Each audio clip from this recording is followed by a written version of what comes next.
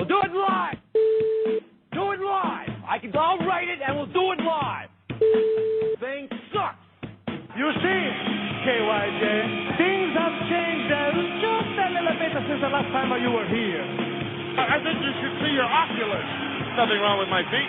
I'm talking about your eyes. I can even make my ass do tricks. Watch this. You have any idea where you are? You're in the jungle, baby. This is WCW. That's right.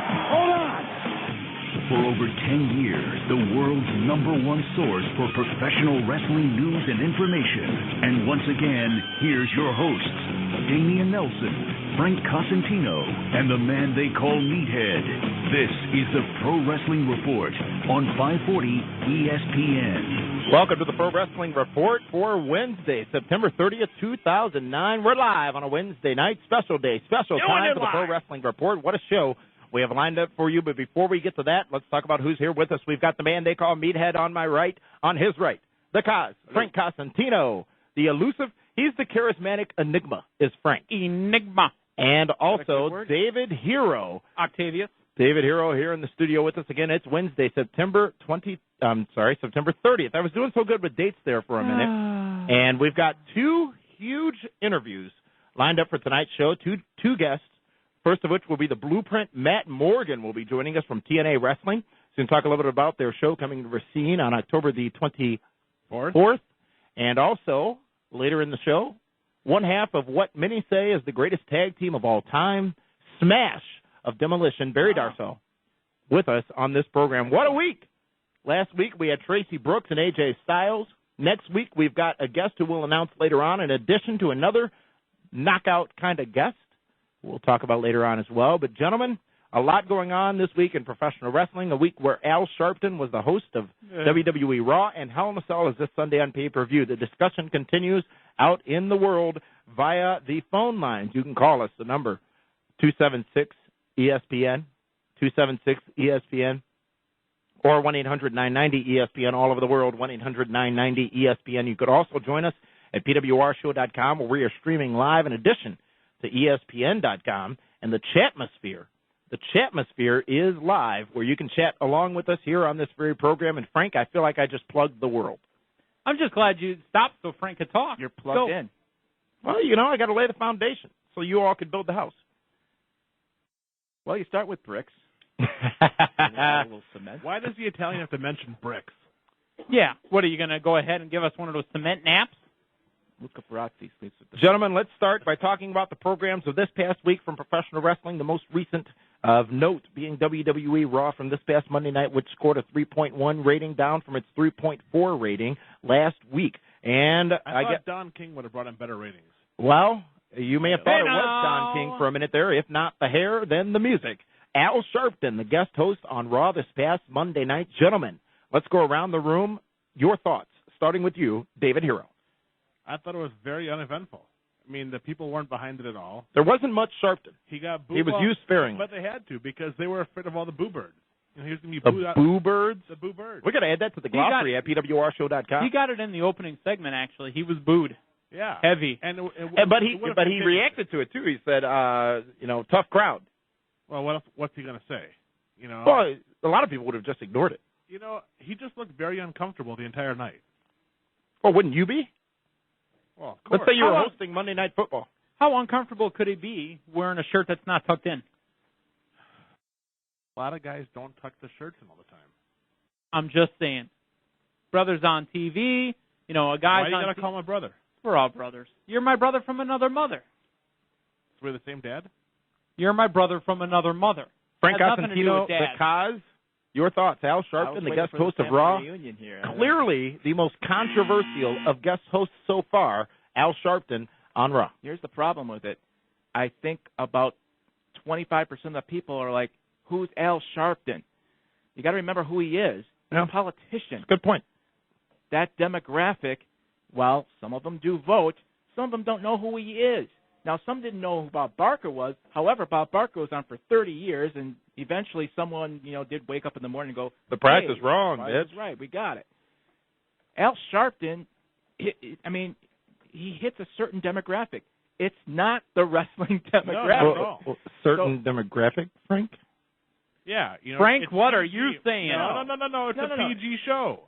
The kids are too young to vote. That's where I'm going. And so it was a disaster. More importantly, it's a disaster right near a pay-per-view. What kind of momentum are you getting from this? But do you think he took anything away from Hell in a Cell this Sunday? I don't think he added, that's for sure. Take it away, no. But people weren't watching Raw. I think that Vinnie Mac and Sunday Brunch, they were anticipating Fox News, CNN, MSNBC to pick up Al Sharpton on Raw. They don't, because without getting too political, the mainstream media, if it's something that involves wrestling, especially on the left, and they see someone on the left on TV, they're not going to do it as much because, well, we don't want that kind of publicity.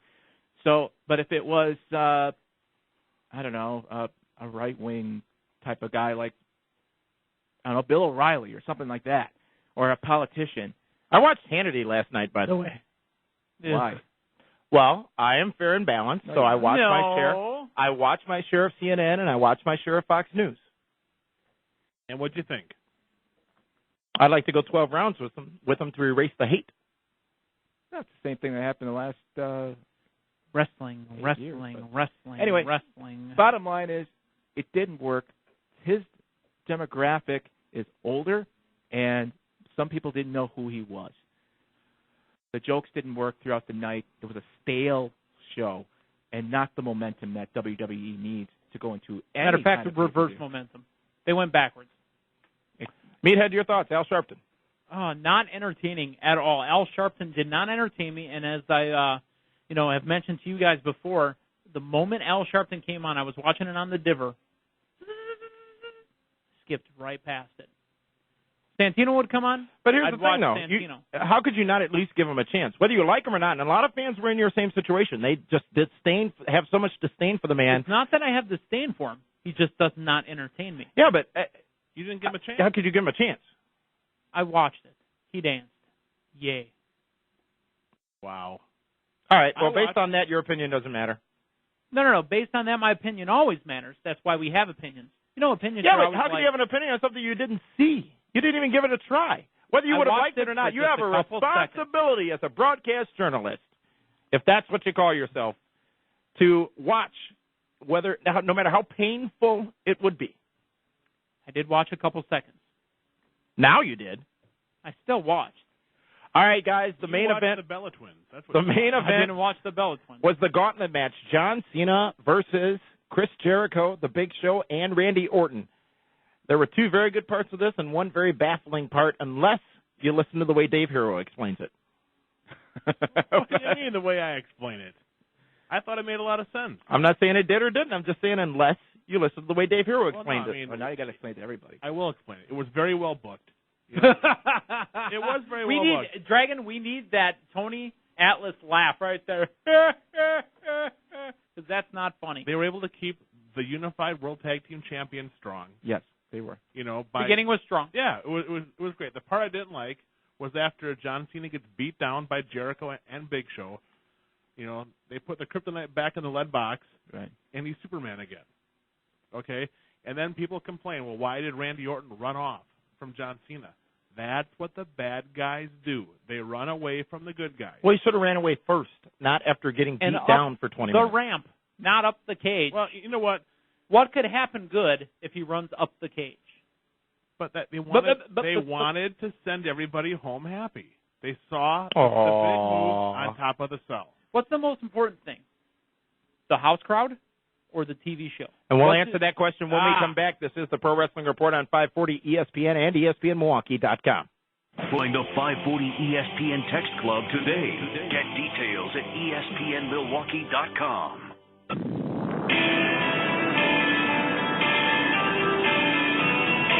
Welcome back to the Pro Wrestling Report on 540 ESPN and ESPNMilwaukee.com. Damian Nelson sitting alongside David Hero, the Cause, and the man they call Meathead. We're live Wednesday night, September 30th. Say it, Meathead.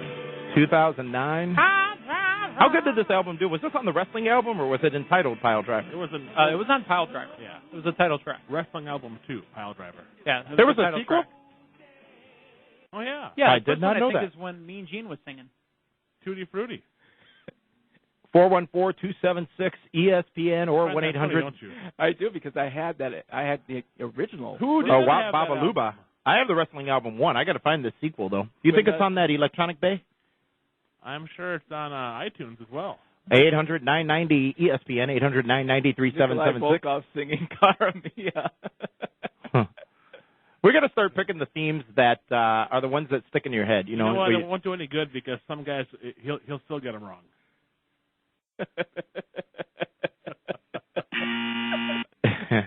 Before we took that time out, we were talking about WWE Raw from this past Monday night, specifically Super Cena. And Meathead, your question was, what's more important, the TV crowd or the live audience? And let's continue the discussion. It's the live audience.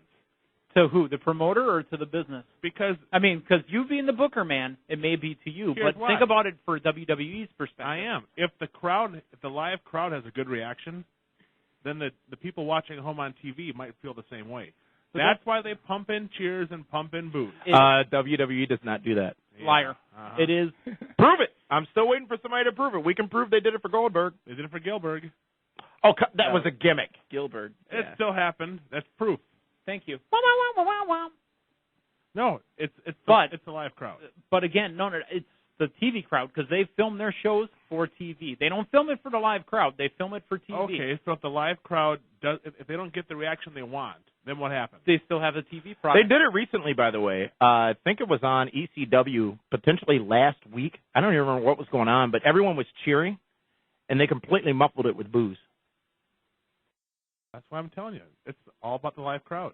And you're right. What they will do, if there are too many boos, they will try their best in that audio truck to deafen it somehow. That has happened in all organizations. That's why they have certain shows at Madison Square Garden, because they want to get the temperature of the live crowd, or in Chicago, to get the live crowd response. Exactly. And part of it also is when they say, hold up your signs 5 minutes before the show starts, that's an audio check. No, that's so they can take them away. And that too. Well, that's also for the commercial break. I mean, and that too. During CSI. But it's all of those factors, and one of them is the audio. And they can that audio, and then they can pump it in later. Frank, your thoughts. Super Cena. John Cena gets beat down for 15 minutes or so by both Big Show and Chris Jericho, two of the top guys in World Wrestling Entertainment right now, and then all of a sudden he gets some spinach, and he's back in the game. Yeah.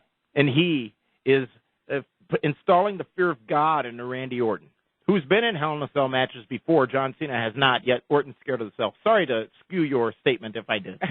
It really didn't make sense, and it really won't make sense if he wins at Hell in a Cell. Normally what happens, not all the time, but normally what happens is, whoever gets beat down last usually wins the pay-per-view. Right? Wrong?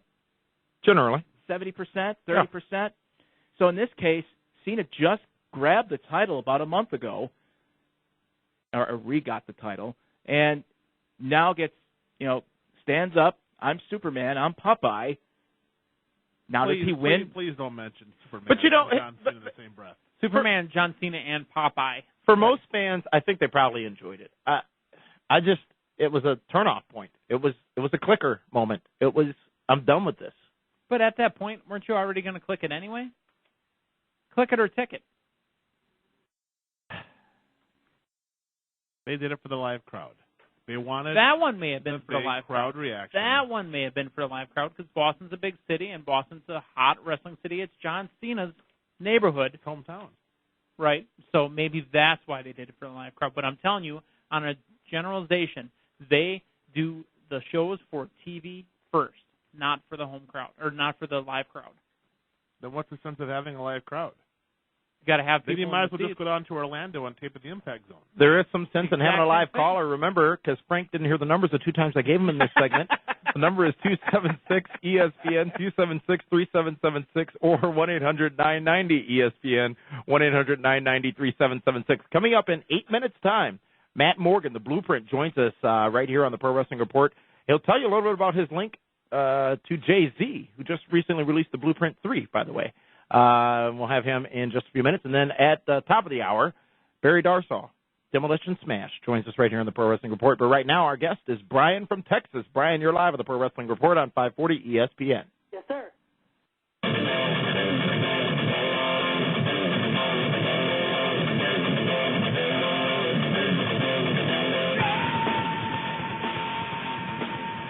Hello, ladies and gentlemen. Welcome back to the Pro Wrestling Report on 540 ESPN and ESPNMilwaukee.com. Damian Nelson here with a special guest from TNA Wrestling. He is the DNA of TNA, the Blueprint, Matt Morgan. Matt Morgan, welcome to the Pro Wrestling Report on 540 ESPN. Thanks for having me on. It's an honor. Matt, just last weekend we saw you at TNA's No Surrender pay-per-view event, had that big main event opportunity, however, did not quite come to fruition for you in that matchup where we saw AJ Styles become the new TNA World Heavyweight Champion. What were your thoughts of being in that matchup and obviously getting that opportunity to be the champion, and what are we going to see next from Matt Morgan? You know what?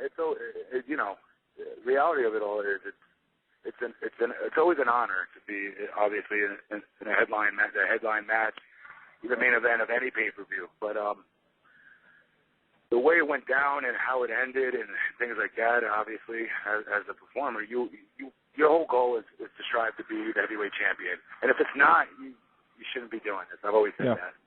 You know, but it was, God, I caught Kurt with the carbon footprint. Damn near gave him a concussion with it. Yeah, indeed. I kicked the crap. Boy, he ate one all right. And then, I see Sting getting up, so I turn around 2 seconds later, because if I covered Kurt, let's be honest, Sting would have broken that up. So they kept doing that toward the end of the match no matter what. We kept breaking each other's finishers up with.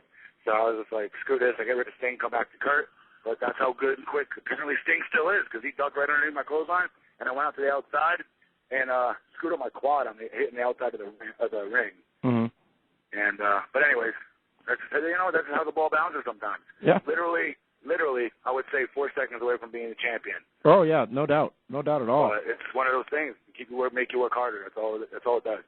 Speaking of work harder, you've obviously worked hard to get to the spot that you're in right now, starting out actually on Tough Enough. Tell us a little bit about that experience. Oh, God. Do I have to? A little bit. No, I'm joking. I'll never talk bad about Tough Enough, because Tough Enough it's done a lot. It did a real lot for me to open doors to get my career started and get it up off, just to start a career, I should say, not my career, a career, and get me the training I needed, I learned how to lock up. I learned how to do, a few things on that show before I ended up getting injured. And it was an opportunity I could not pass up. I didn't know how you can get started in this business. The only other way I knew was through an independent promoter that I tried to work for in Hawaii while I was still in college. And this promoter ripped me off for my $500 deposit I had to put down on being trained. And I never heard from the guy again. He never trained me, never called me. His phone was shut off. Unfortunately, there are too many of those kinds of promoters out there. You know what I mean? Even in Hawaii. So, anywhere you go, you get screwed. So, it was like I put a bad taste in my mouth for independent wrestling. I didn't know what to do. And I saw Tough Enough was about to start up, and I was like, any athlete probably watches something like that and goes, oh, I can do that. And I'm a very competitive athlete. I'm a two-sport collegiate athlete. So I always want to prove myself as an athlete first and foremost. So what better way than you see these other guys like Maven and Nowinski on TV doing good, and I'm Tough Enough 1, and I'm bigger than them. I'm stronger than them. I'm more athletic than them. I know I can do this.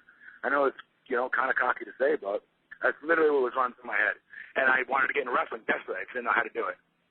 So it was for me, it was a great pedestal to get kicked off on, and I met a lot of good people, and Al Snow, Bob Holly, Chavo Guerrero, and Ivory, they all did a good job. From there, you moved on, obviously, working in the business, working with TNA, and then had an opportunity with the American Gladiators television show. Wow, you guys are jumping all over the place. Well, trying to cover it all, Don't want to miss anything. There's 5 years in it. No, I'm joking. It was great. American Gladiators, another opportunity. I'm very opportunistic. If I could find things to do that can broaden, my persona, not just in the ring, but outside of the ring, I'll always jump on those opportunities to do something different. Yeah. A lot of big guys that come in our sport, and it's great. They stick to meat and potatoes, which is the sport that got them to the dance, pro wrestling. But, the more and more wrestling evolves, there's a lot more mainstream media that's starting to get included in our business. We use it in our our dialogues. We use it in our manuscripts. We use it in our promos. We use it in our matches, mainstream, and then and vice versa. The mainstream's starting to cover our business a lot more. And there's a lot more crossover appeal starting to, when The Rock went Hollywood, let's be honest, it did a lot for us to be able to go out and get outside, business opportunities. Right. Acting, name it, But it was just something I thought that it'd be a very good idea to try, and something that, as an athlete, again, I'm very, very cocky when it comes to being an athlete. I sat there, watched season 1, and go, come on, man. These kids were not standing a chance against me. Uh-huh. They must be picking smaller gladiators just to make it even or something. I don't know. The athlete in me saying, I got to do this. I want to be able to be the first guy to be able to be on Gladiators and TNA Impact at the same exact time. That was my goal. And they're actually showing reruns of Gladiators of my season 2 right now on WGN on Thursday nights, opposite of Impact. So it's like, so all the listeners that are listening, make sure you set your DVRs to Gladiators and watch Impact live. Matt Morgan, currently, obviously, TNA is going through some changes. We had TNA President Dixie Carter on the program about a month ago, and she gave us a little bit of a preview of those changes. Your thoughts right now on the company direction, the company overall, that being TNA Wrestling? It's great. Are you kidding me? It's a great time to be a young talent that the company believes in and is getting behind. Not just myself, but, Hernandez, AJ Styles, Chris Daniels, Samoa Joe, who else? There's a bunch. But it's a good opportunity to be here, and it's really refreshing to literally have your company owner come up to you after your matches or after a pre-tape you do or anything for that matter. And just, I just talked to my owner. Dixie Carter is the Vince McMahon of TNA, right? Mm-hmm. Well, I just got off the phone talking to her about something that had nothing to do with pro wrestling just last week. Just something that was to do with my family. And that's something that you can't do anywhere else. A good relationship there. It's phenomenal. And it makes you want to work hard and bust your butt, bleed, do whatever you got to do, damn near die for her company to succeed. It really does. It works. It really makes me want to go out there and improve myself that much more. And even more so to go out and do, getting back to the Gladiator thing, going back out there and do more mainstream media things to get this company the right attention it deserves. And a lot of people have said, we've gotten a lot of feedback on our shows as well, that there is a distinct difference between TNA wrestlers, performers, and overall product and World Wrestling Entertainment. And that being sometimes, or at least perceived as, the freedoms that are out there to do what you think will be successful. And clearly... Go ahead, I'm sorry. And clearly that relationship, having that relationship with not just the company owner, but others in the company, allows for that to happen. You're 100% right, and I think people might misconstrue this a little bit. I don't want people to think that if you become a TNA wrestler, you can just do whatever the hell you want out there. It's not like that. You got to stick to these guidelines, and you got to stick to what's produced and put in front of you. It's a team atmosphere. This is we are pretty much, to use an analogy that I'm borrowing from somebody. We're a football team, and we get plays put in front of us. It's up to each and every one of us to perform those plays to a T.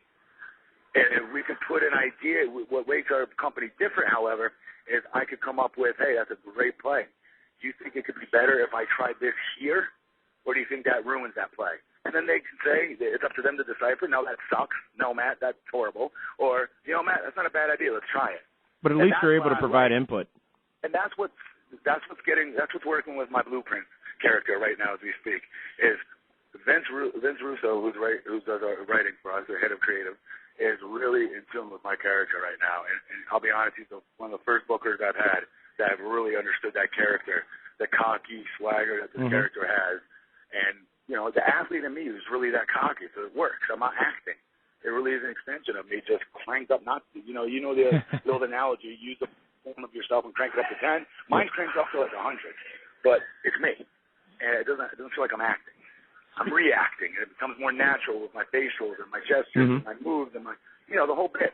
And it's really cool to have a guy like that listens and says either that'll work or that won't work, but at least I get to try something. Yeah. Speaking of your character, what role did both Jim Cornette and Al Snow play with the DNA of TNA moniker? Say that one more time. What role did Jim Cornette and or Al Snow play in the development of the DNA of TNA moniker? You mean the blueprint? Yes, the blueprint, Matt Morgan. The blueprint is something that we started in OVW. I was cutting a promo. I was about to wrestle Kane my rookie year at a OVW pay-per-view, basically. And long story short, in the promo, I just out of the blue said, I'm gonna, after this match is over, you're gonna be looking at the next big blueprint of this industry, because Brock Lesnar at the time was the next big thing. Right. In OVW, they're kind of trying to produce me as the next big thing in line, kind of thing. Uh-huh. So instead of being called that, I thought it'd be cool to say, hey, how arrogant at that time to call myself the blueprint of the perfect athlete, and the giant 2.0, if you will. Yeah. One that can run and jump and talk and do things more athletic than any other giant's done, and try to fit it in the ring. And that's where the blueprint came up with. That's where we got that from. And Cornette says, I like that blueprint thing. You should definitely let's use that as your character's name. Let's use that as your gimmick. And I was like, yeah, that's freaking awesome. And I actually got it technically from I'm a big Jay-Z fan. Okay. And his first album was called The Blueprint. Uh-huh. And I just thought that was such an arrogant thing to call your CD. I really did. I loved it. Yeah. And then Al tinkered with a couple of things. I want to say, I'm not positive if Al came up with TNA or TNA. I really don't remember. I bet if we asked a lot of people hit me with that when my DNA got shut up in space. I think my manager might have done it, to be quite honest with you. Michael Kleiss is my manager, and he said that, I want to say, on the phone when we first got told that they're going to put my DNA in space. He goes, oh my God, dude, DNA is TNA. And I was like, oh, how did I think? That's awesome. Speaking of awesome, TNA's Bound for Glory pay-per-view is Sunday, October 19th, out in Los Angeles. And right after that, we're going to see TNA come to the Milwaukee area for the first time for a house show on October 24th. That's going to be in Racine, Wisconsin. And looking forward to seeing you at both those events. We're going to be actually traveling out to Bound for Glory to be a part of that event as well, or to attend that event, and then for the house shows here in Racine and Green Bay. Now, tell the fans out there listening what to expect from the house show at TNA, what to expect when they step into the Memorial Hall in Racine, Wisconsin on October 24th. Well, when the Blueprint TNA, we come out to Wisconsin, you're going to get what you've read. If you guys read the internet, I don't know if your fans do or not, but basically the biggest thing out there is that TNA puts on ridiculously entertaining house shows. Mm-hmm. And it's not overhyped. It's underhyped, to be quite honest. We do, it's an all-wrestling show. There's no interviews. There's no pre-tapes. There's no in-ring, whatever you want to call it. It's just literally one-on-one tag matches, 50-man tags, where they're decisive, the finishes, and it's just old-school wrestling. But we get more time to do some of these matches, and you're getting good matchups, most importantly. You're not going to see me wrestle the local guy from, Racine. From Racine, quote-unquote. Right. Right, no offense. And beat like this young upstart in 30 seconds. You're not going to see that. You're going to see me get pushed to my limit and me push someone else to their limit and go all out. It's all honestly, I want to say it's really as close to pay-per-view quality matches as you're really going to get, with a little bit more fan interaction. That's another big thing that comes with these house shows that we do, these live events. You get a chance to meet not just one of our guys, but literally like 75 to almost 100% of our roster you will meet, shake hands with, and sign and take pictures, the whole bit. And that's an experience that as a kid I would have died for. Are you kidding me? Yeah, and an experience that's not available quite often, to be honest with you, especially from some of the other companies that do tour. And I understand why sometimes you do that. You protect your wrestlers to make them look like they're bigger stars. And while I understand that, well, you've already got these people to pay their money, and so you already are that star. They paid their money to come see you. So you're already in that limelight. Why make it that much more difficult for the fan to reach out and really get to know you, shake your hand, tell the fan back that you appreciate, them paying their hard-earned money to come watch you? And that's the difference. We're a lot closer and more intuitive with our fans. Excellent points, and that's October 24th. Racine, Wisconsin. Tickets are available for that. Go to TNAWrestling.com for all the information. Matt Morgan, I'd like to say thank you for giving us a little bit of time here to have this very insightful discussion, and we look forward to seeing you on October 24th in Racine, Wisconsin, when TNA Wrestling comes live. Thank you, guys. It's an honor for being on here. I really appreciate it. I'm a big fan of your show. Thank you. Thank you. This is the Pro Wrestling Report on 540 ESPN and ESPNMilwaukee.com. 540 ESPN. Welcome back to the Pro Wrestling Report on 540 ESPN. Dave Hero's picking the tunes tonight, and we'd like to thank Matt Morgan. Bust Dave Hero. Dave Hero, bust.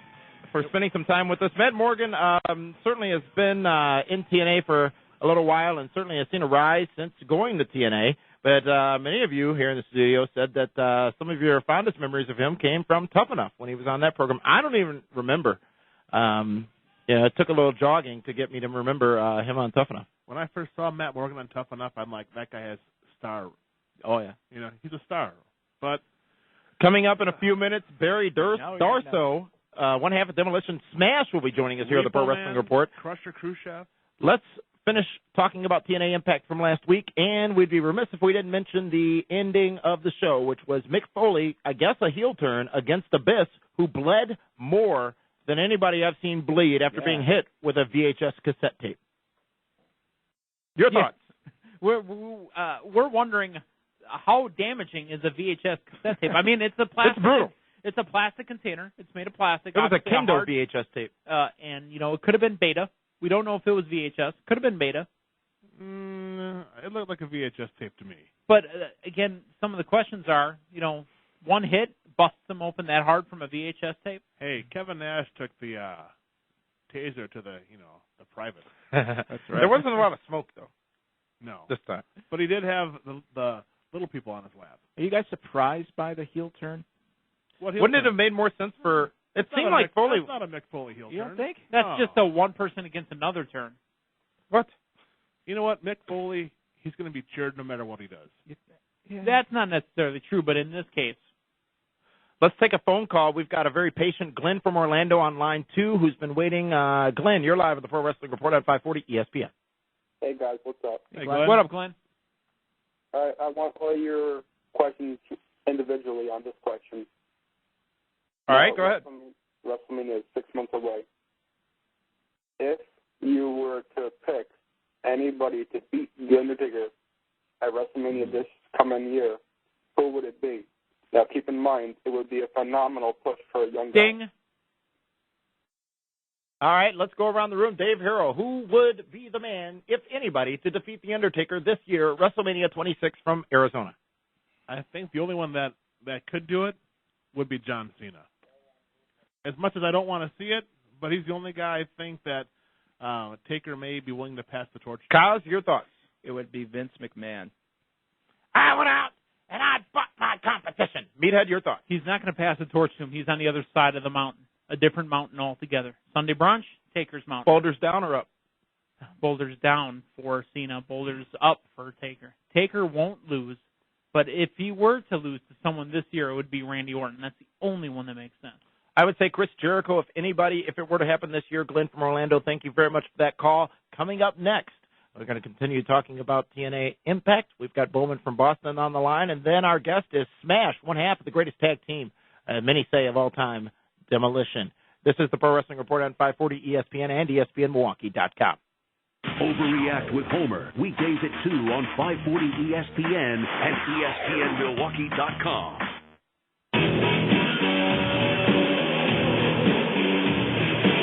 Welcome back to the Pro Wrestling Report on 540 ESPN and ESPNMilwaukee.com. Coming up in just a few minutes, you hear the music, one of the most recognizable theme songs of all time. Barry Darrow, formerly Smash of Demolition, formerly the Repo Man, is going to be joining us. But let's go to a quick phone call. We've got Bowman from Boston out on the East Coast. Bowman, you're live at the Pro Wrestling Report on 540 ESPN. Hey, what's going on, guys? Hey, Bowman. Hey, how the Sox doing? What up, Bowman? The White Sox, yeah. I like them. Let's talk about the Sox. That's all right. What's on your mind, Bowman? Oh, I went to the SmackDown show recently this past yesterday. It's the 10-year anniversary. How did it smell in there? And when I mean, if it smelled, it was actually a decent show. I think most people will enjoy it. Now, is it the type of celebration that Raw gets? Not even close. But is it a decent show? Yeah, it's going to be decent. People are going to be entertained by it. The key word to watch out for is vintage. So what you're saying is Cole might say it's a vintage night? Oh, you'll see. I don't want to spoil it. You'll see. Okay. So it did smell like something was cooking in there, though. Oh, yeah, definitely. Definitely. Smell, he was baking something in there. It smelled good. It was a good promo. I was going to say, Some are saying that The Rock's 6-minute video, is some of the best wrestling talk in the last several years. Oh, definitely. It was a great video. I mean, it was a great promo. Made you wish he was back. You wish guys could, the guys today can talk on the mic like that. But did you take from it that he wishes he was back? Meaning, was he as into it? Was he there? Was he The Rock? Oh, he was definitely The Rock. I think it's one of those things he's testing the waters. It felt like a very testing the water thing. Are people still reacting to me? Do the fans still, think I'm relevant or something like that? Do they still remember who The Rock is? It seemed like he was testing the waters just in case he does come back in some element. Well, he did say he would be a future guest host on Raw. Yeah, that'll be very interesting to see. Oh, by the way, Damien, I'm at the next show I'm going to. I'm going to bring a sign for PWR. Okay. I'm going to have Damien Nelson on it, and there's going to be a bubble cap next to his face that's going to say, WCW, a defunct wrestling organization purchased by WWE in 2001. I will mark out for that. Thank you, Bowman, for Boston. Now we're talking. I've been getting attacked since we went on air, off air, by everybody else here in the studio, so Bowman just brought me back. Thank you, Bowman, for that call. When we come back, Barry Darrow, one half of the greatest tag team of all time, arguably Demolition, right here on the Pro Wrestling Report on 540 ESPN and ESPNMilwaukee.com. Welcome back to the Pro Wrestling Report on 540 ESPN, ESPNMilwaukee.com, and PWRShow.com. We're live September 30th, Wednesday night, 8 o'clock p.m. Special programming note. Next Tuesday, the Pro Wrestling Report will be back with you again here on 540 ESPN. It's going to be straight up at 8 o'clock Central Time, streaming live at PWRShow.com, ESPNMilwaukee.com, and obviously live on 540 ESPN. So mark your calendars. Next Tuesday night, a special day and time for the Pro Wrestling Report, but that is certainly not as important as our guest that we have with us right now. You heard that music, very familiar, and as I said before, probably some of the most familiar theme music in the history of professional wrestling. We have one half of what many say is the greatest tag team in the history of professional wrestling, Barry Darrow, formerly known as Smash from Demolition. You guys, you're too good here. I love it. We appreciate our guest. Welcome to the Pro Wrestling Report, Barry. It is an honor to have you on. Well, thank you. It's an honor to be on. I'm excited. Barry, get us caught up with what's been going on since we last saw you on television in WWE. Well, I go out right now and do a couple of shows here and there, get in the ring, have a good time with Axe, and also I go to a lot of conventions, sign autographs, talk to a lot of the fans, which I couldn't do that for so many years because we were so busy and really couldn't get with the crowd. So, now I'm kind of getting out and meeting all the fans and having a good time. And also, I own a print company in Minnesota. We print construction hard hats and safety vests. So their heads don't get smashed. What's that? Go ahead and plug that website. Oh, it's www.addedvalueprinting.com.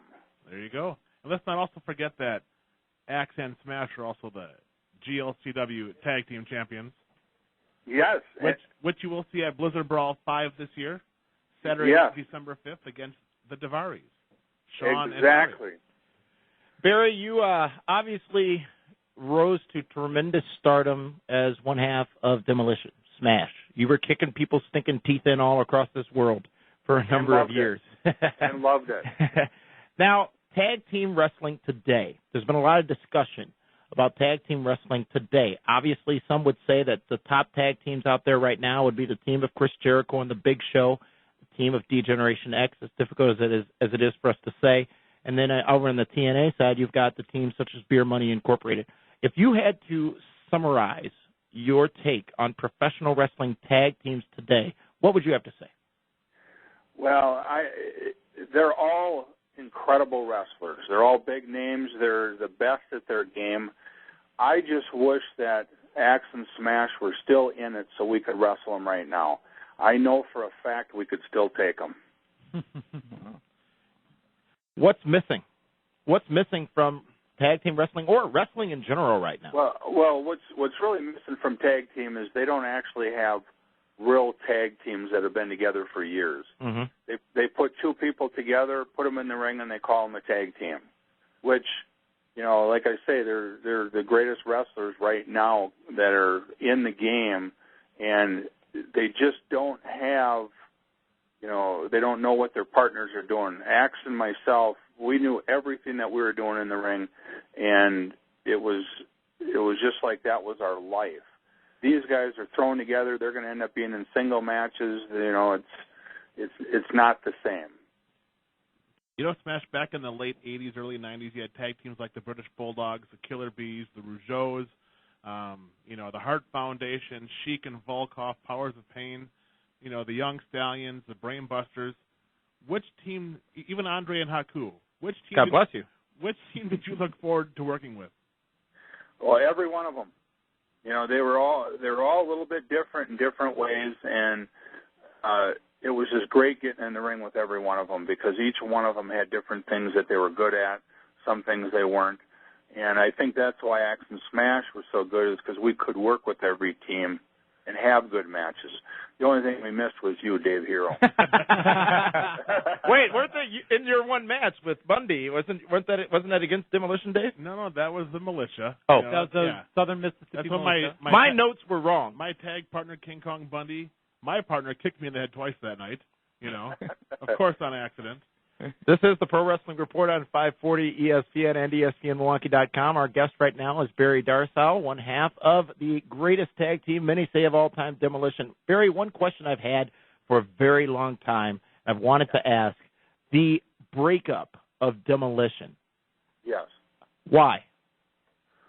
Well, at that time, Bill kind of, he had an allergic reaction to shellfish, and he almost died, in fact. And it was starting to get to the time when he was thinking he was going to need a little bit of time off and everything. So that's when Crush came into the picture. And that was going to be the next question. Yeah, well, Crush was one of my best friends and one of Bill's best friends. And it just ended up being where, Bill didn't know how much longer he was going to be in the ring, and either did the WWF at the time. They didn't know how much longer. So that's kind of where Crush came in the picture, and once that happened, then the tag team, they were kind of wondering if we were going to be back together and if, they were going to put all their money into us anymore. So it kind of, the office kind of started splitting us up, and then it ended up being Bill went his way, I went my way. That's kind of how it was. But we've always been friends, Mm-hmm. Business was business. Smash, talk about a little bit about working with Vince McMahon at that time. Well, I loved it. It was the best place to be. And when you're a professional wrestler growing up, your goal in life was to get to the WWF at that time. And after being in Charlotte, North Carolina, and being partners with Ivan Koloff, it was still my goal was to get up there. And I finally got there, and it was the greatest place in the world. And Vince McMahon treated me, awesome. He was a good friend, and everything that he ever said he was going to do, he did. And I have nothing bad to say about him. All right, Barry. Well, Repo Man, so many different characters. You've really spent a lot of time in the business of professional wrestling. The question is, obviously still involved on a part-time, maybe semi-full-time basis, but how much do you miss the business as far as being part of your day-to-day life? I miss it more than anything. I've called and tried to get a job back in the business, and I'd love to be able to train guys, and just being around the business. It's like you're a kid and you get all your best friends around, and you have the greatest time in the world to go to work, and that's what you miss. All of the guys. When you're in a locker room and there's 30 guys in there, they're your best friends. They're the guys that are going to look out for you. You're going to look out for them, and I really miss that, especially when you're working 10, 12 hours a day every day, and it's just not the same. Barry, when you first started, you mentioned that you started off with Kurt Hennig, Rick Rude, Road Warrior Animal, and Hawk, the guys up in the Minneapolis area. What was that like when you first broke in the business? Well, we used to work at a bar called Grandma B's in northeast Minneapolis, and it was a pretty rough bar. and Eddie Sharkey was a bartender there, and he got us in the business. And when we got in the business, we wrestled at his camp every single day, and then we had to go to work at night. And we just couldn't wait till we could, where it got to be the time when we can get out of the bar. Because when you got in the ring, it was just like you're with your best friends playing in the schoolyard. That's kind of what it was like. And these guys were my best friends. And in fact, Kurt Hennig, he went through Vern Gagne's camp, and when he got in the business, we used to train together at the gym. And he told me, he goes, Barry, I'm going to help you get in this business. And when I was at Eddie Sharkey's camp, I was getting ready to leave and go to Honolulu and wrestle for Mrs. Maivia. He gave me my first pair of wrestling trunks. But what he didn't tell me, they were Larry Hennig's best trunks. So you were wearing Larry's pants? I was wearing Larry Hennig's wrestling tights. His best pair. And I didn't know That's an honor. And about a year later, I'm in the dressing room with Larry Hennig, and I got his tights on, and I thought he was going to kill me. I've been looking for those for a year. Kurt Hennig was ribbing me from the very beginning. What were some of the best Kurt Hennig ribs that you've been a part of? Because he's known worldwide as one of the best ribbers of all time. Oh, my gosh. One time... Remember, we're on radio, and it's got to be correct. Well, this one's kind of politically correct. We were in Europe, and one of the referees ended up treating Kurt really bad. So Kurt says, I'm going to get this son of a gun. So Kurt calls me up. He says, Barry, he goes, and I don't want to mention the referee's name, but anyways, he says, Barry, call him up and get him over to your room here. I got to do something. So I called him up. He comes into my room. We're sitting there, and I'm looking kind of off the balcony, and here I see Kurt shimmying down the balconies. We're about 10 stories up, and he's jumping from balcony to balcony, and he went over and he pooped in the guy's bag. That old trick. Now, this was in Europe, and we're just getting ready to go home. So he zips the bag up and everything. We check all the luggage and everything. About 10, 12 hours later, he gets home, and it's in his bag. Oh. So you can imagine. They made it through customs, huh?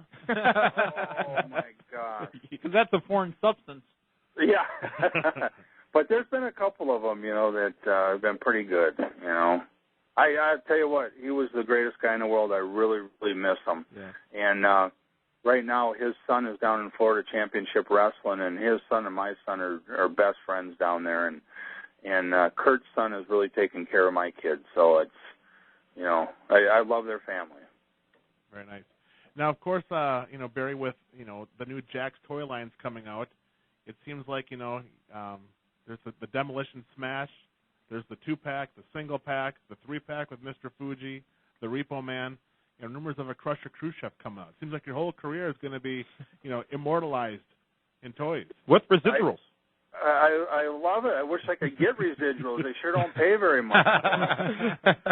Is it like the checks from Seinfeld where he was signing checks for like 9 cents on each check? That's about it. You get a check for a quarter for the month, But I'll tell you, the one doll I wish I could see would be the Crusher Khrushchev. And, me and Ivan Koloff and Nikita, that'd be kind of a neat one to see. And plus the Blacktop Bully. That was one of my favorite gimmicks. Wow. What was that like being with Ivan and Nikita? I mean, it's one thing to be, the bad guys as Demolition, but to be, the anti-American as Crusher Khrushchev. What was that like, back then? Well, what was really funny was Nikita. I really did grow up with Nikita. He was probably, a half a mile from my house. We went to school together, played football, baseball, and everything from growing up. So when he came in there, I mean, it was really a lot of fun. And Ivan Koloff was the one who really taught me how to wrestle. When I went from Mid-South up to Charlotte up there, that's when I became a professional wrestler. And Ivan Koloff is one of the greatest guys in the world. I just talked to him probably about a month ago, and he's doing real well. And I can't wait to see him at some of the autograph signings. Well, Barry, thank you very much for your time. It's really been fun talking to you. We have to have you on again sometime, and we'll see you. I would love to, but you didn't even ask me about the twins. Well, you know what? Then stay on the line when we come back. More Barry Darrow here on the Pro Wrestling Report on 540 ESPN and ESPNMilwaukee.com. Welcome back to the Pro Wrestling. Frank is marking out over there. You see him? He's dancing, got his little mints in his mouth, and he's just going. I'm telling you what, you know what? It's hot in here right now, and we're going to say it's hot. You're accusing me of being hot. I'm fine. I'm level-headed. I'm cool, calm, why is it hot? Who do we have? Barry Darrow is our guest right now, and just before we took that break, we were going to talk about some b-ball, some baseball. Yes. The Twins, Barry? Yeah, how about that Twins? They're still alive. You're darn right. There's a pulse. They're going to win. They got to beat the Tigers here a couple more games, and then Kansas City, and we're set. Piece of cake, right? I thought for sure, Barry, you would have brought up Brett Favre.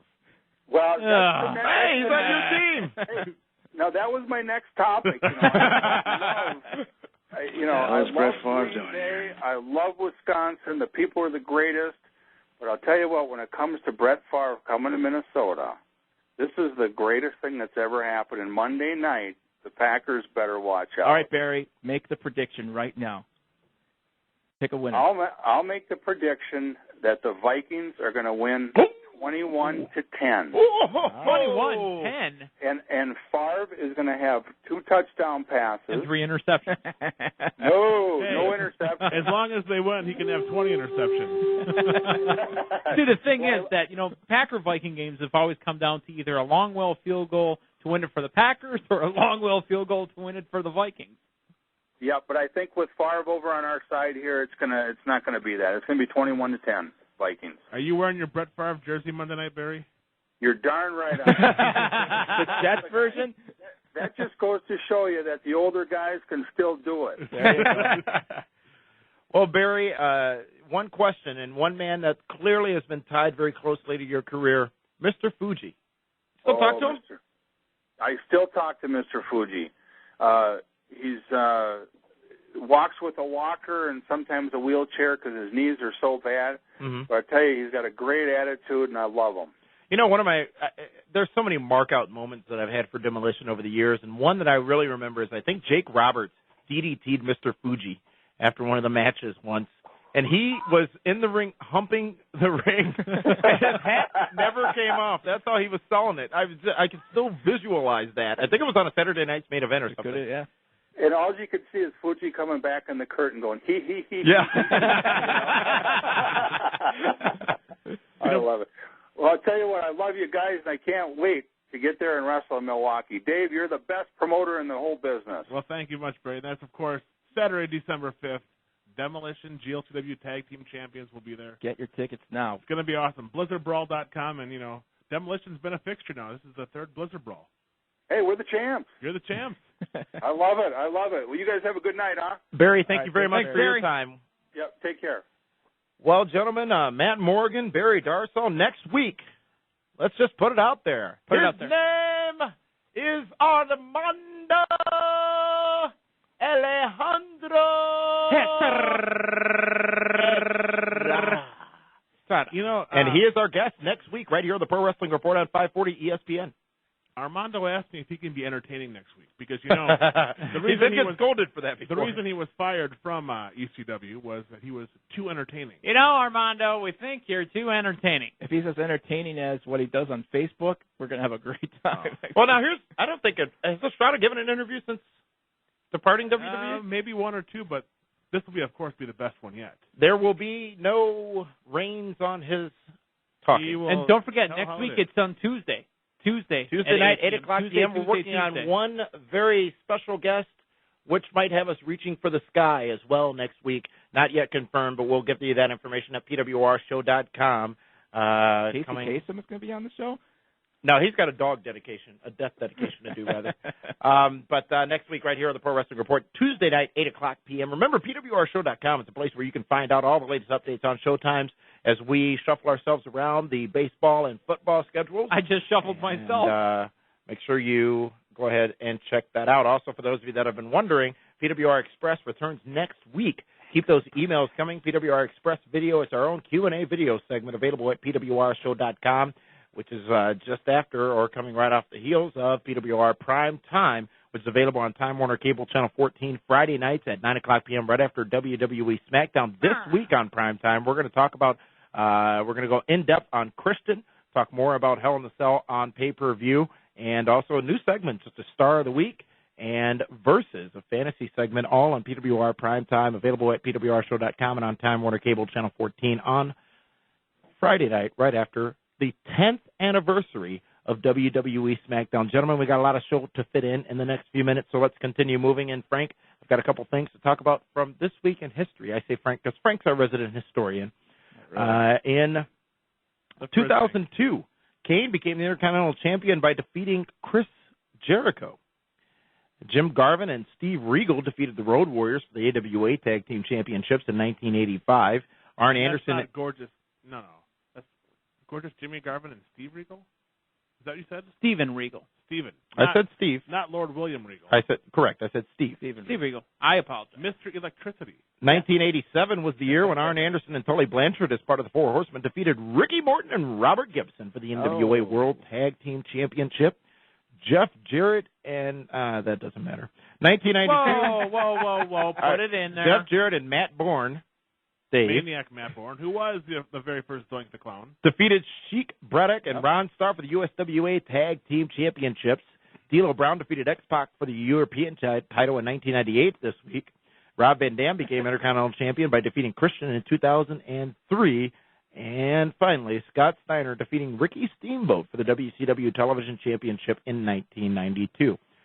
Guys, we've got to take a phone call here. And remember, you can join us on the phone lines at number 276-ESPN, 276-3776, or 1-800-990-3776. Let's go to Steve in Heartland. Steve, you're live on the Pro Wrestling Report on 540 ESPN. Hey, guys. How you doing? Hey, Steve-O.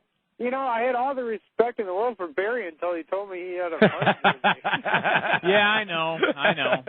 Those Minnesotans are very loyal. The Strike Force and Martel left, you know, and Demolition took it, and then the swap underneath with Crush, you know. And then he said he had a Favre jersey. Aren't there so many great Demolition-involved moments? I still remember when they turned on Fuji, hit him with a cane. Survivor Series, I think, was it 93? Ask Meat he would know. He's up in 89. But anyway, Steve, what do you have for us? 93 is too late. I just wanted to throw that in there, and also wanted to touch up on ECW like I usually do each week. I'm liking a lot of the new talent, you know. The NPI? I love it. And that's what I loved about Morrison. I'm awesome. I'm awesome. That was awesome. But exactly.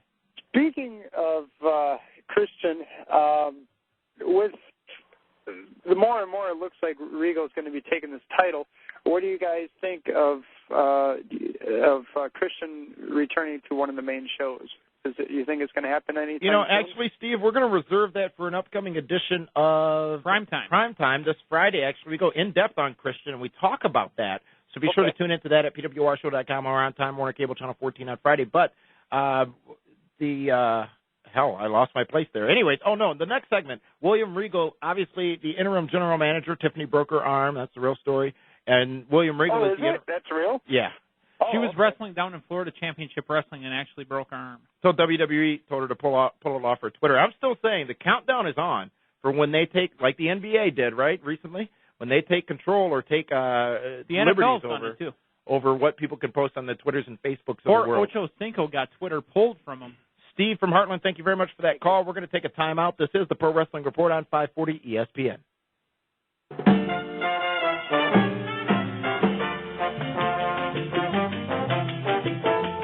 Welcome back to the Pro Wrestling Report on 540 ESPN. We're live Wednesday night, September 30th, 2009. Remember, next week, the Pro Wrestling Report is going to be Tuesday night, 8 o'clock p.m. Our guest, Armando Alejandro Estrada. First time appearance on the Pro Wrestling Report. And he's also the GM of Great Lakes Championship Wrestling. That is indeed the case. He will be our guest next week, and be sure to tune in for that. Before we took that time out, we were talking about William Regal, and he has at least spent a little bit of time this past week as the interim general manager of ECW. And that got me thinking, what is the art of of the general manager. We've talked about who some of the good GMs were. We've talked about who some of the bad GMs were. When you William say Regal. GMs, are you saying like the celebrity ones we've had also? Oh, absolutely not. Okay. No, this is the actual general managers of either Raw, SmackDown, or ECW. And William Regal, I think, was one of the better GMs on Raw. But, gentlemen, let's go around the room. For you, what are you looking for out of a GM, if anything? And who was the best and, if you want, the worst GMs of all time? Let me ask you this. Does this also include commissioner? No. No, yeah. We'll throw commissioner in there. Because then you're just going to say Stone Cold. No, I'm not, because he was sheriff. And you can't say Foley. Foley was commissioner. It said commissioner across his chest. Well, commissioner. Sure. Yeah. So, right. I mean, because one of Regal's runs was as commissioner. The second one was as GM. And, your run continues to be semantics. So, are you going to pick somebody? I'm asking. Well, commiss qualifies, GM qualifies, guest hosts do not qualify. Eric Bischoff was the best general manager, in my opinion. Because he was back and better than ever? Close enough. Stephanie McMahon, I couldn't stand listening to her talk. Was she GM when she won the belt, the ladies' championship? No. I'll never forget her face. That was good stuff. No, that's when Daddy's little girl didn't have her little enhancements. Was it before the boobies hit the floor? Yeah. Kaz, what makes a good GM? Who's best? Who's worst? I've always enjoyed the heel GM. It always works better, in my opinion. Bischoff came off to me as one of the better ones that made it work. Making that match an impromptu thing. I didn't like the face GMs too much because they always seemed to be in the office, and then someone said, there would be two guys that are usually upset, and then now make a match. The heel GM would come out and really get the crowd upset, get them more upset by setting a match, and then working in cahoots with Vince McMahon at the same time. So to me, Eric Bischoff's one of the top ones. I have to really think about it more to think of any other heel GMs out there, but I like a heel GM better than a face GM. Bischoff. Dave Hero. I thought Eric Bischoff did a great job, but I think as far as enhancing talent as a GM or commissioner, I think Mick Foley probably did the best because he helped elevate guys like Kurt Angle. He helped elevate guys like Edge and Christian by the comedy, stuff with them. It just made their characters grow. I'm thinking about the night that Bischoff. I think I talked to you on the phone actually, like seconds after, Dave. I think I don't know why, but my first call was Dave Hero called me, and I'm like, dude, I think Eric Bischoff's on Raw. Yeah, I mean, no one knew that was coming. July of 2002. Yeah. That was a call your friend moment. Yeah, because a lot of people question why they showed him before they went to break, and it actually made the segment that much better. Because remember Vince pacing on the stage, back and forth? It takes a real son of a bitch to be successul in this business. But the reason they showed it before was you could get the react shot. Oh, that's what I said. It was a call your friend moment. But you could get the react shot out of Booker T. Well, they may not have known, so they should have called somebody. And read the book if you do have an opportunity. Controversy creates. Because Eric Bischoff goes through those sitting in the limo. Yeah. Did you like that book? I did. It was a good read because it gives you those moments before going on to Raw. You can feel it in the book. Sarah Palin wrote a book? She wrote her 400-page memoirs in 4 months. Who's nailing Palin? Jack Cafferty, who's one of my favorite people, made a comment about how it normally takes a year to write a book, and he said, and all this stuff in this press release, they never said anything about her writing it. Sorry. Anywho, how about worst? I never gave my best. Well, nobody cares about you. I would have to agree, and this is sort of markish, but I would have to say Bischoff as well. If you look at the things that happened over his tenure as general manager, Teddy Long's a close second, by the way. If you look at the things that happened over his tenure as Dave Hero general manager, you literally cringe. As general manager of Raw, the 3-minute warning, which obviously we use on this 3 program. minutes and we're out of here. Just so many things. The Austin tenseness when Raw Austin came back, roulette. and just him getting Raw roulette. He created the Elimination Chamber. HLA. Right. I mean, there was so much that Bischoff did. I'm not sure there's another GM who did as much as he did. Well, what we also, when he would come out, you were trying to find out, if he was speaking the truth, that there was something in between the lines during any of his promos. Because there was Bischoff. You were waiting Jericho for it. Heat. Yeah. You were waiting there was for Bischoff something. Austin Heat. Right. Yeah, so you had. But Bischoff was a great sport. Let's say that. Oh, he got thrown He into did a his trash job. can. Yeah, exactly. He knew he was an on-air performer. He recently did an interview that I was reading, and he talked about these things where he knew he was an on-air performer, and he performed that role. And you got to give him props for that. As much of an egomaniac he may have been called by times, at times by people. In his own admission. Yeah, he never stepped back from whatever they asked him to do. He was the company man, at least on the surface. Okay. He's getting paid very well to be the company man. Yeah. Let's do the worst. I'll go first. I'm okay with that. Teddy Long. Back it up. Yeah, you got to back it up. You can't just say a name. Well, no, I mean, he doesn't do anything. He just does holla. He does the strut down to the ring. You playing? You know. David Hero, Teddy Long hater. I just don't, I don't get it. I mean, he has no authority whatsoever. If he's really the GM of SmackDown and Raw and ECW, because he's done every show. Oh, hold on. If he's really the GM of SmackDown, he puts Undertaker in check. He's not. He's not the man. Kaz, do you have a worst? It's difficult to pick a worst. He's got mine. Tiffany's up there. I wasn't a fan sometimes when Stephanie McMahon was GM, but I guess it would. I don't even know Ric Flair? He really Ric wasn't Flair very was good. never general manager. I guess, there are periods of times where I didn't like Stephanie McMahon as GM. I don't think he was. Hey, he was GM for about a minute. My worst actually was Kurt Angle. No, Kurt was great. No, he wasn't. He was. No, in my opinion, he wasn't. I was not entertained. I mean, he had his, what did he call it, the cabinet? No, that was JBL. I apologize. But he had his guys. He had Luther Reigns. He had Daivari pushing him around. He had Luther Reigns. Mm-hmm. Because Kurt Angle was in a wheelchair, which was stupid. I just didn't buy it at all. Well, he was legit injured. That's why Kurt Angle went into that role. When he was GM. Why he went into the role. That was my worst. Tiffany is right behind them.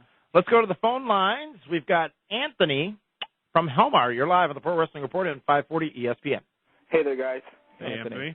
First off, I'd like to say I appreciate the interviews you do. They're pretty great to hear every time. Thank you very much for that. Be sure to tune in for Armando next week.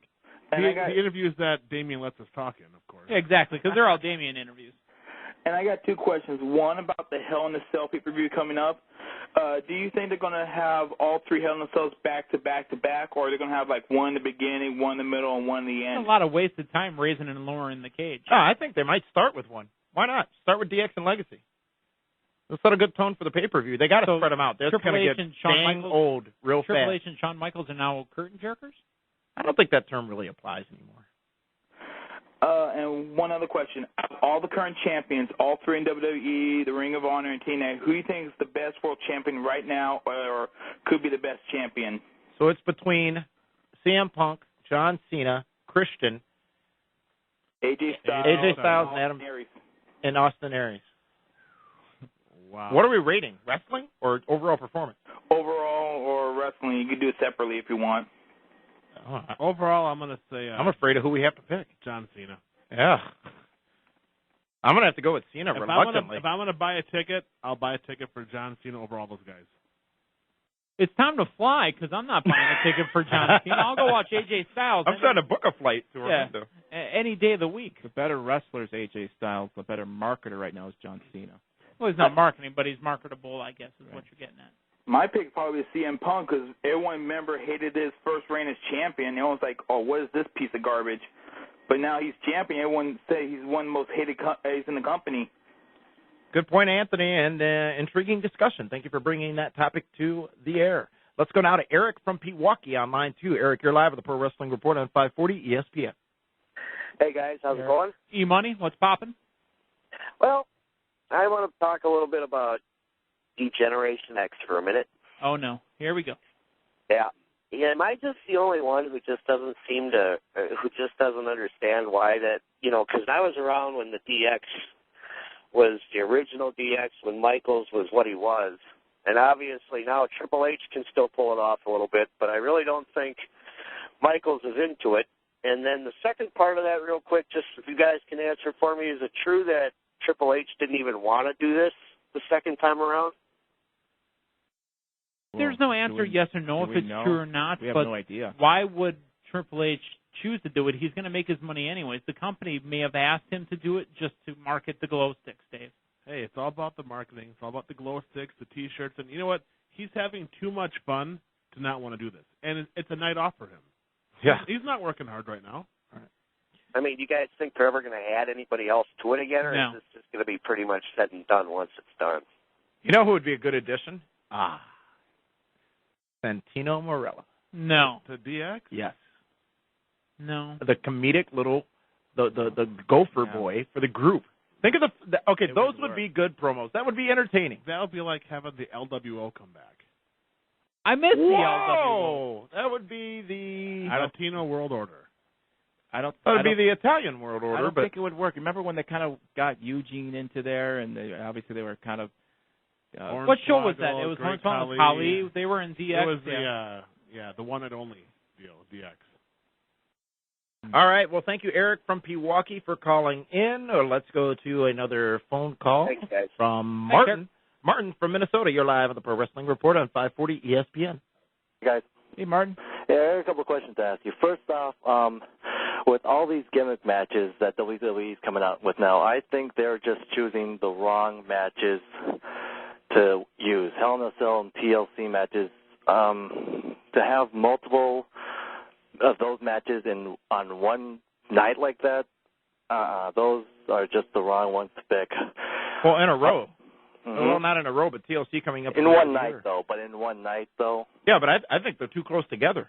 Yeah, but You're talking about overall. He's talking about the pay-per-view night itself. Correct. Yeah, but still, there are some gimmick pay-per-views that have worked that WWE has put out. King of the Ring. Right. So what? Royal Rumble's the gimmick match, actually, too. So what do you think are some the match types or that wouldn't work for a gimmick pay-per-view? Would not work? Would work. Would work. Well, the one I Lumberjacks said all was night. King of the I Ring. don't It's not really a gimmick match, but I'm a fan of the tournament style. The Money in the Bank. I like. It's like a one-trick wonder, though. It is One-trick pony, rather. but I like the gimmicky things that are once a year. Here's the problem. We've seen everything there is to see. Yeah, they're really Everything's been done. Put back the Survivor Series You know match. what? Bring back the scaffold match. Hey, that's a good point. The Survivor Series. Bring That back was the good. Survivor Series match. I want to see a scaffold match. DX and Legacy. You think Jim Cornette will manage somebody in that match or participate? I You know think what so. I've always wanted to see. I don't know if they'll ever do anything like it, where you're picking, how many wins you get. They do have it like bracket style sometimes where you get to a certain point, but I like to see something where, in order for, Big Show to get a title shot, he's got to get 5 wins in the next, 2 months or whatever. And they keep track of that somehow. The problem with that is that Battle Bowl. the problem is that Vinnie Mac and the writing crew, they won't go that long. Halftime with the Heat. storyline. Yeah. Halftime Heat was great. The empty arena match. Yeah. Mick Foley, world champion, The Rock. I turned over for that. That was an amazing match. Not that it was the first ever, because it was not. Jay from California, you're live on the Pro Wrestling Report on 540 ESPN. Hey, how you guys doing? Hey, Jay, welcome to the show. Thanks. I know you guys had Dixie Carter on about a month ago, and she was talking about maybe changing up pay-per-views at the end of their contract. And I was just wondering what you guys thought about what would be a good number, for maybe 6 a year or, I or think 4 a year. 8 to 10 actually. You stick with your 4 big ones. You're Bound for Glories. Right. Your I think Slammiversary. Yeah, ECW back in the 90s there, I think used to do one every other month. They were every other month, right?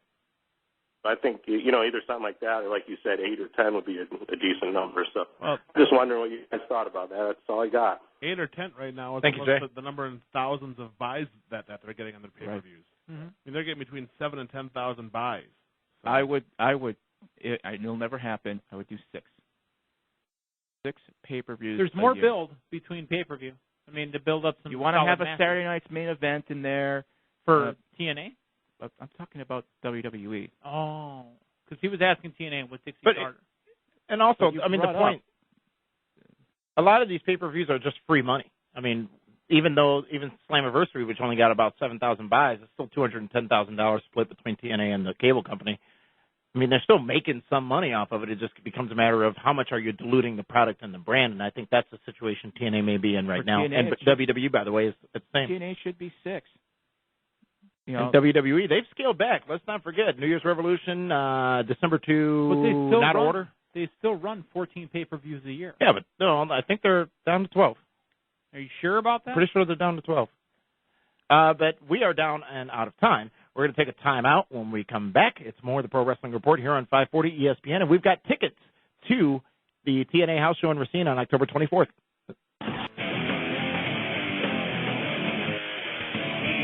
Welcome back to the Pro Wrestling Report on 540 ESPN and ESPNMilwaukee.com. Damian Nelson, Dave Hero, the Cause, and the Van Day Call Media here with you live Wednesday, September 30th, 2009.